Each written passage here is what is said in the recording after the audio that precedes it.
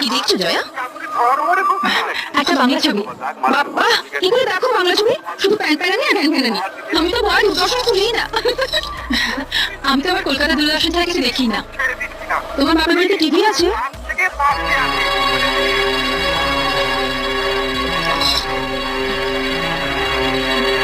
আছে, একটা ছোট ব্ল্যাক এন্ড হোয়াইট টিভি আছে।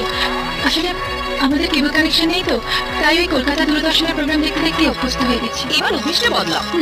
ওটা বন্ধ করো আর কেবল টিভি দেখো। এখন আমরাও তো দেখবো। একটা দারুণ হিন্দি ছবি আছে। কি ছবি? হাম আপকে হ্যায় কৌন। ও, ওই ছবিটা তো কয়েকদিন আগেই দেখিয়েছিল, দেখোনি?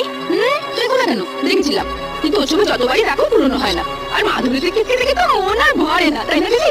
যাবো, কিন্তু মাধুরীকে নিয়ে ওসব কথা তো ছেলেরা বলে, মেয়েরাও বলে।